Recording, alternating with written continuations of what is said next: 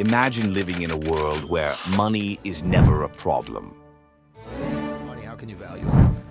Like, if it just comes right out the ground, like, how do you really think $10,000? Bro, that dude is spending, how much was he spending a day? So I was into the math, That's so crazy. He lives in a palace with 1,788 rooms, 257 bathrooms, 5 swimming pools, a mosque, a banquet hall that holds 5,000 people, and a palace with 1,788 rooms, a car collection bigger than most dealerships, and a birthday party more extravagant than a royal wedding.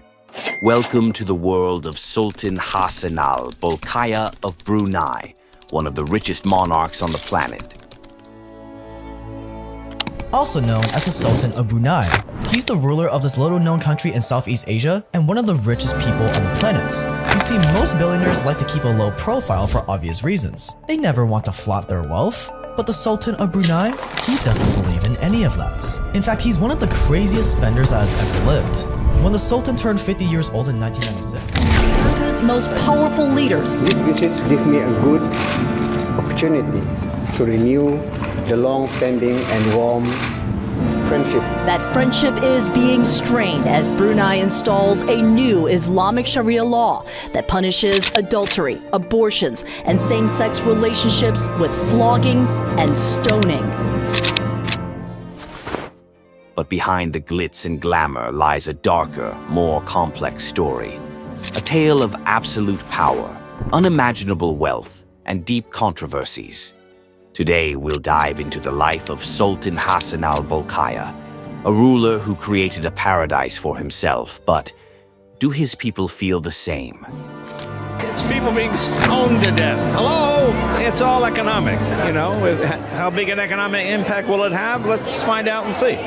It's just a matter of doing the right thing. They're some of the world's most exclusive hotels, 9 of them owned by one of the richest men in the world, the Sultan of Brunei.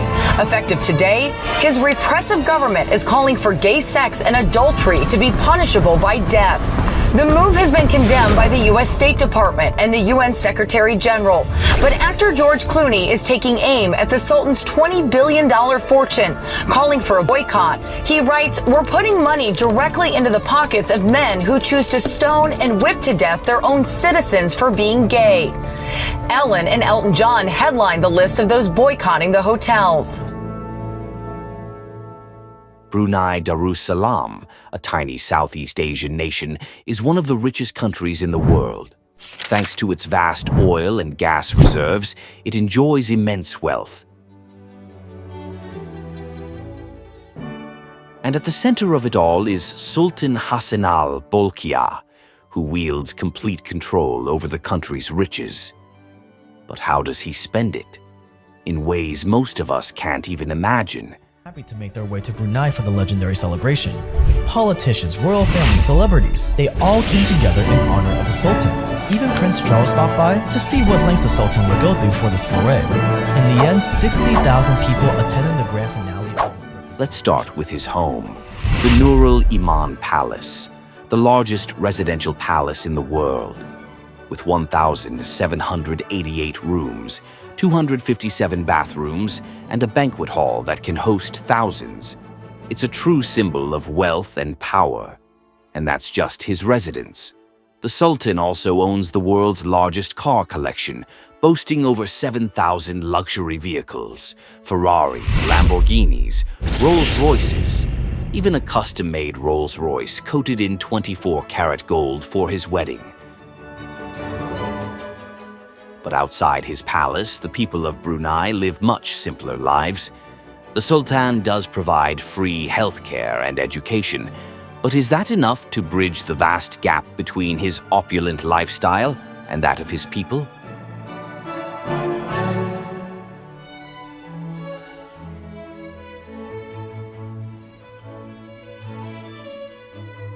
In 1996, Sultan Hassanal Bolkiah celebrated his 50th birthday in a way no one ever had before. For 2 weeks, Brunei turned into a stage for the most extravagant celebration the world had ever seen. The highlight of the festivities, a series of 3 exclusive concerts by Michael Jackson.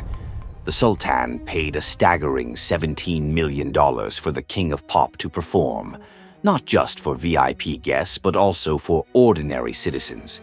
And if you thought that was extravagant, wait until you hear about the private dinner for 3,000 VIPs. The menu featured the world's finest caviar, vintage champagne, and as a parting gift, every guest received a solid gold medal as a souvenir.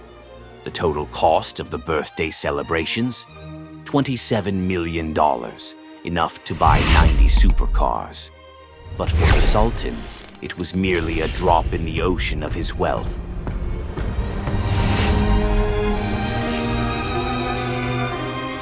Star power to call for a boycott of 9 luxury hotels, including the Beverly Hills Hotel and Hotel Bel Air, longtime playgrounds for the rich and famous. They're owned by an agency headed by the Sultan of Brunei, who starting next week will enforce harsh laws, including death by stoning as punishment for gay sex and adultery. In a column for Deadline, Clooney writes, "Are we really going to help pay for these human rights violations? Are we really going to help fund the murder of innocent citizens?" But all this took a sharp turn in 2019, when the Sultan introduced strict Islamic Sharia laws that shocked the world. Under these laws, adultery and same-sex relationships became punishable by death. Even insulting the Prophet Muhammad or leaving Islam could lead to severe punishments. The international backlash was immediate and fierce. Sistem ini berkewajiban untuk memelihara dan menjamin semua hak rakyat dan penduduk tanpa mengira puak dan pegangan mereka. Major boycotts targeted the Sultan's luxury hotel chains across the globe. Across the globe are part of the Dorchester collection, which says inclusion and diversity remain core beliefs as we do not tolerate any form of discrimination. Clooney has been photographed at the hotels before and writes, "Full disclosure, I've stayed at many of them, a couple of them recently, because I hadn't done my homework." Meanwhile, inside Brunei, these laws were strictly enforced, raising questions about their true purpose. Were they about justice or merely a tool to tighten his grip on power? Family was. And while the royal family gets to live out every dark fantasy they have, the rest of the peasants face death for much, much less.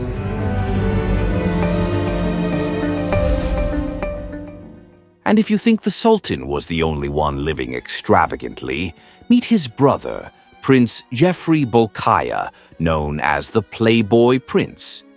Prince Geoffrey spent billions on his lavish lifestyle, including commissioning a golden statue of himself in a highly questionable pose, naming yachts with provocative titles, and throwing wild parties around the world.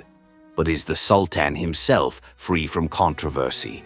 Many reports suggest that he hosted private parties that blatantly violated the very Sharia laws he enforced. This raises a critical question. Is this hypocrisy or just the paradox of absolute power?